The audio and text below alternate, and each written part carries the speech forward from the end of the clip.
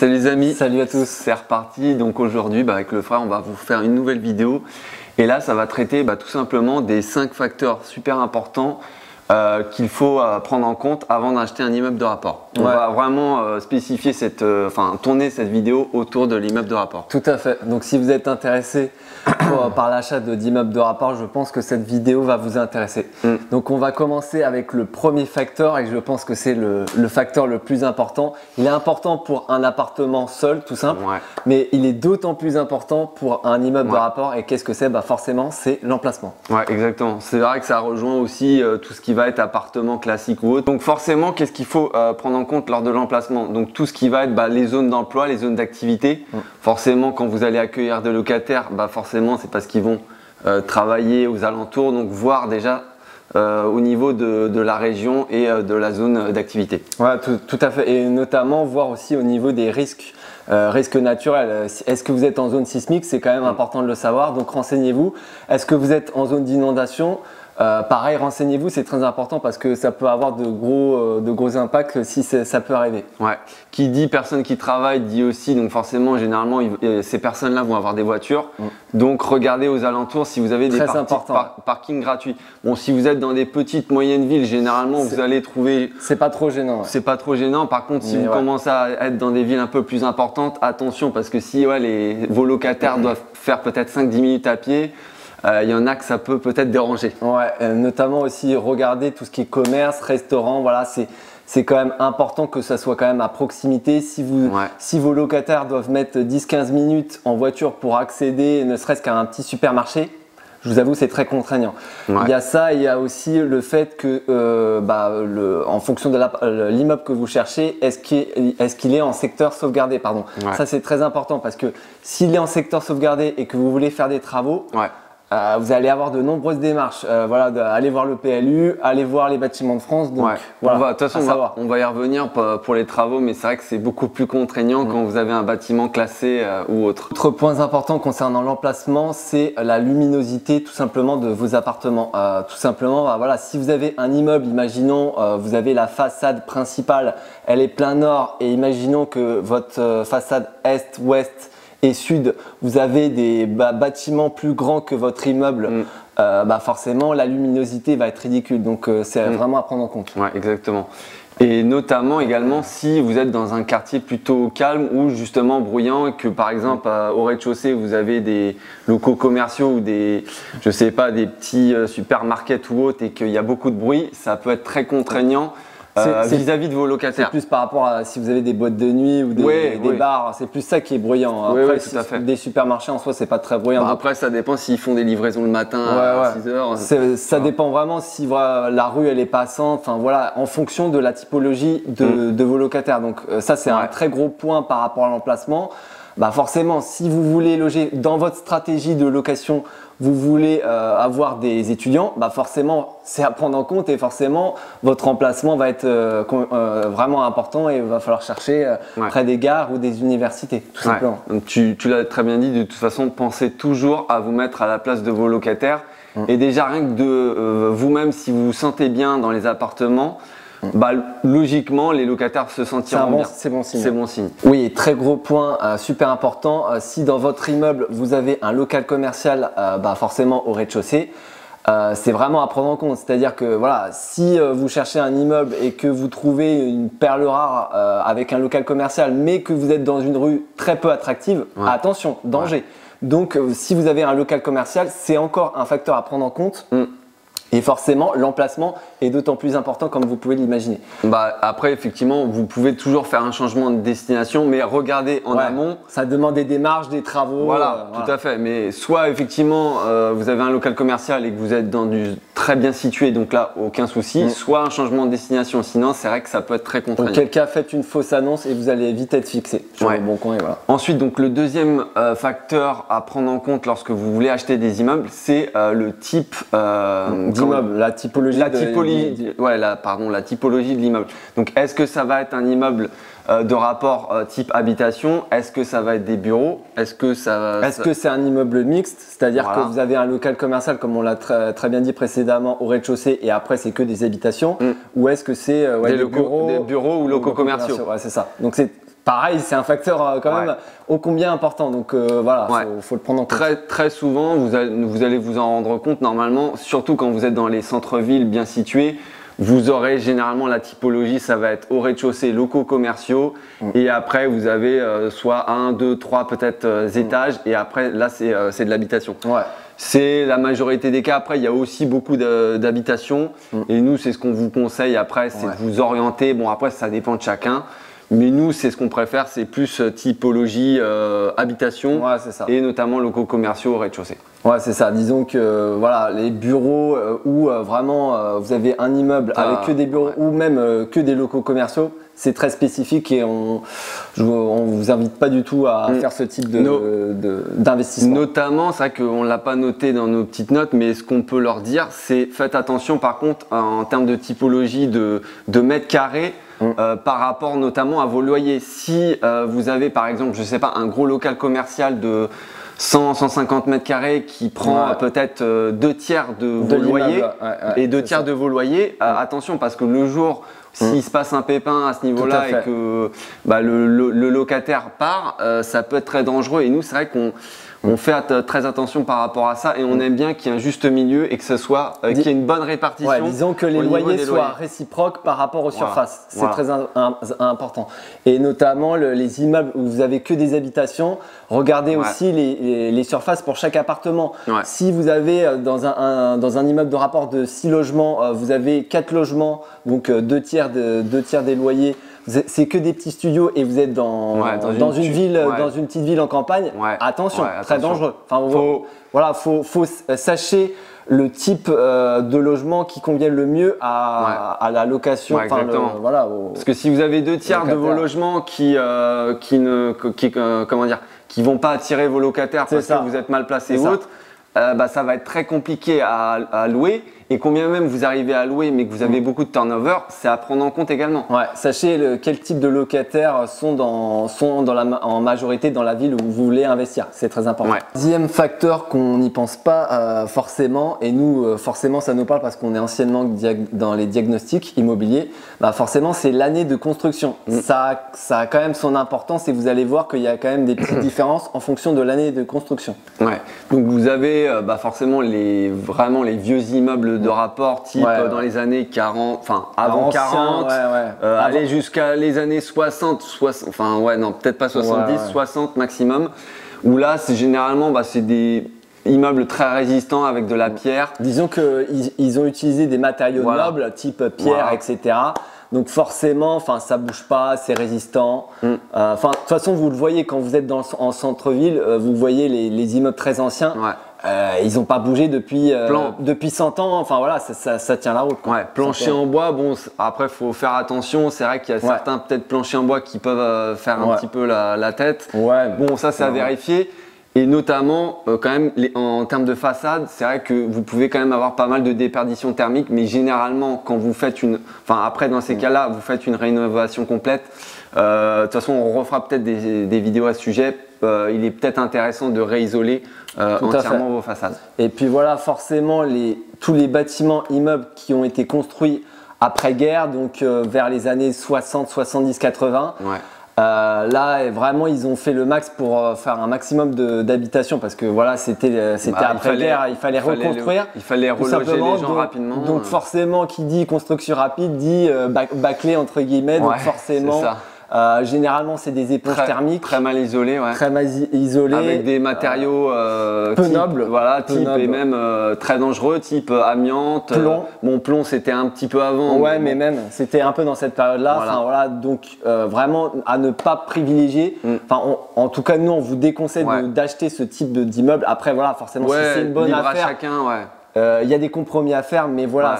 Pour juste vous dire que c'est pas des bons, ces immeubles-là, c'est à éviter en tout cas. Beaucoup de bruit aux étages, vous avez les nuisances sonores dans les gaines techniques parce que tout généralement est d'un seul tenant à travers les étages. Et généralement très très mal isolé, vous avez des gros problèmes d'humidité, Après, vous faites ce que vous voulez, mais nous, c'est vrai que on sait ce qui. On en a vu des immeubles. On en a vu, et puis personnellement, on préfère se dire non, nous, on veut pas ça. On préfère d'autres types d'immeubles, et après, libre à chacun. On sait qu'il y a beaucoup d'autres personnes qui sont intéressées, notamment à faire de la coloc dans des grandes villes.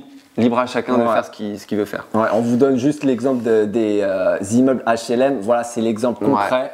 Ça a été fait rapidement, c'est des éponges thermiques. Les matériaux, c'est pas des matériaux nobles, ils ont utilisé de l'amiante, du plomb, enfin voilà, l'exemple concret c'est ça. Et dernièrement, c'est vrai que tout simplement, il y a les immeubles des années un peu 2000. Et là, bon, c'est quand même assez récent et généralement, si vous voulez trouver des bonnes affaires, je pense que ça va être compliqué pour trouver de la rentabilité. Des immeubles construits après 2000 avec des bonnes affaires. C'est surtout rentable. Je pense pas. Après, c'est possible, ça dépend après peut-être de la localisation. Mais dans ce cas-là, tant mieux parce que faut montrer. si c'est plutôt récent et bien construit avec des bons matériaux, pourquoi pas. Là, je pense pourquoi pas. Quatrième facteur, on va passer du coup à l'état actuel de l'immeuble dans son ensemble et notamment en termes de le niveau des travaux, on va en parler. Donc l'état actuel de l'immeuble tout simplement. Est-ce que le bâtiment est sain? Est-ce que la structure est saine? Est-ce que ça tient debout? Parce que forcément, si la structure elle est en bois et que ça commence à se casser la gueule, forcément c'est à éviter. Donc il y a ça. Forcément aussi voir au niveau de l'immeuble comment il est fait. C'est-à-dire que combien il y a d'étages. Plus il y a d'étages, plus c'est à éviter généralement. Tout simplement, après, si vous avez des familles ou des personnes âgées et que vous avez un R+5 ou même un R+4 sans ascenseur, c'est à prendre en compte. Donc tout simplement, la typologie, tu l'as dit, en fonction des étages, de la répartition des appartements, les mètres carrés. Et en fonction forcément de vos locataires. Quel type de locataire vous voulez avoir dans vos appartements. Et forcément, très important, l'état actuel, donc j'y reviens. Forcément, la façade, c'est un gros point par rapport à votre immeuble. Je le répète, vous êtes propriétaire de votre immeuble. Exactement. Donc, tout ce qui impacte en termes de travaux votre immeuble, c'est à votre charge. Donc forcément, la façade, c'est un gros coût. Donc c'est quand même à prendre en compte. La toiture, pareil, c'est un gros poste. Donc forcément, ça prend en compte. Et généralement, la structure, faut qu'elle soit saine.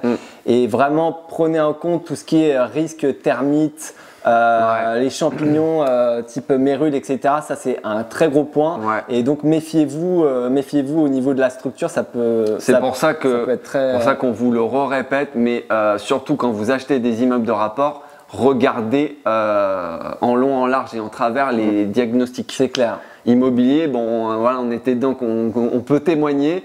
Et tout ce qui va être, comme tu l'as dit, amiante, plomb, termites, etc. Tout ce qu'il y a dans les diagnostics, regardez parce que le jour où vous voulez refaire la toiture, vous pouvez avoir des très mauvaises surprises. Et que c'est une toiture en amiante où il y a de la termite et vous n'avez pas fait attention ou autre, attention parce que ça peut vite chiffrer.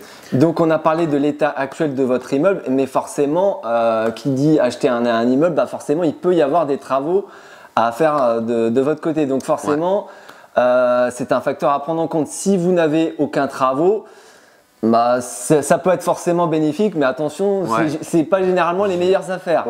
Généralement. Et puis vous pouvez pas défiscaliser et donc vous allez vous faire taper dessus par les impôts. Après, on sait pas, ça peut être une très bonne affaire et vous pouvez ne pas avoir de travaux. J'en doute, mais tant mieux si vous trouvez une bonne affaire. Mais auquel cas, attention, vous ne pourrez pas défiscaliser votre travaux. Voilà, exactement. Tout simplement. Donc ça, c'est très important. Ensuite, vous avez tout ce qui va être un peu du petit rafraîchissement, pose de sol, peinture.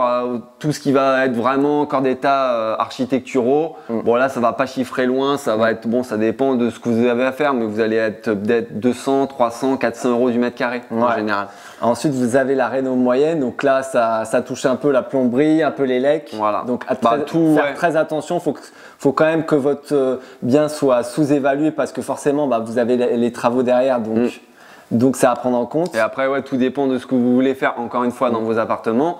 Mais là, ça peut être 500, 600, 700, 800 euros du mètre carré. Tout dépend encore une fois de l'entreprise que vous prenez, du type de matériaux.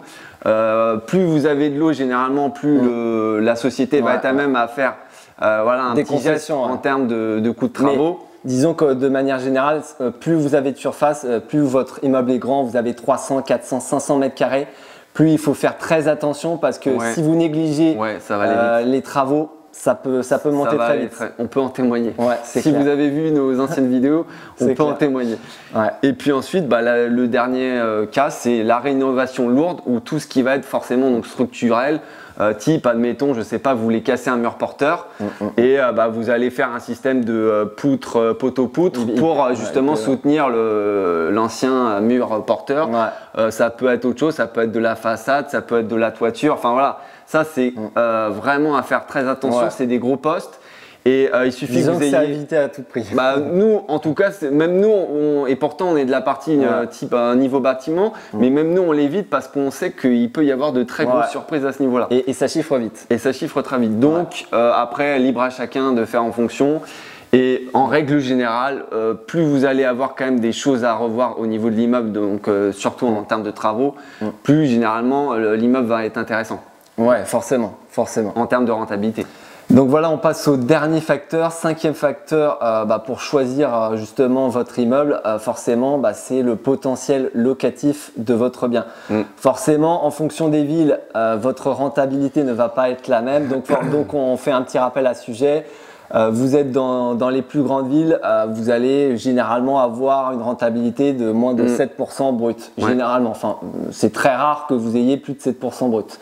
Voilà, les moyennes villes, généralement, ça tourne autour de 7% à 9%, toujours brut. Donc, forcément, encore une fois, c'est plus intéressant. Forcément, vous allez peut-être tourner autour de l'autofinancement. Mais voilà, encore une fois, soyez vigilants. Et puis, dernière typologie de ville, tout simplement les plus petites, voilà, celles qui sont généralement dans les campagnes. Là, vous allez avoir une rentabilité de généralement plus de 10%. Enfin, en tout cas, c'est à privilégier. Et donc là, c'est quand même intéressant. Par contre, attention, derrière, vous avez moins de sécurité et soyez sûr de pouvoir loger vos logements. Exactement. Et en fonction de ça, tu l'as dit, mais ce qu'il faut savoir, c'est que quand vous allez faire vos recherches d'immeubles de rapport, puisque c'est le sujet de cette vidéo, il va pas falloir. Bon, c'est vrai que le prix au mètre carré est important, mais ce qu'il faut prendre en compte, c'est que généralement, c'est comme ça que les agents immobiliers calculent un peu la valeur du bien à la revente. Ça va être en fonction de la rentabilité et généralement, et puis tu vois, j'ai fait pas mal d'appels avec eux. Eux, généralement, ils se disent à 7-8%, ils savent très bien qu'ils vont trouver des acheteurs. Donc ça, c'est un facteur à prendre en compte. Et comme tu l'as dit, plus c'est des grosses villes, généralement, plus il va y avoir d'acheteurs.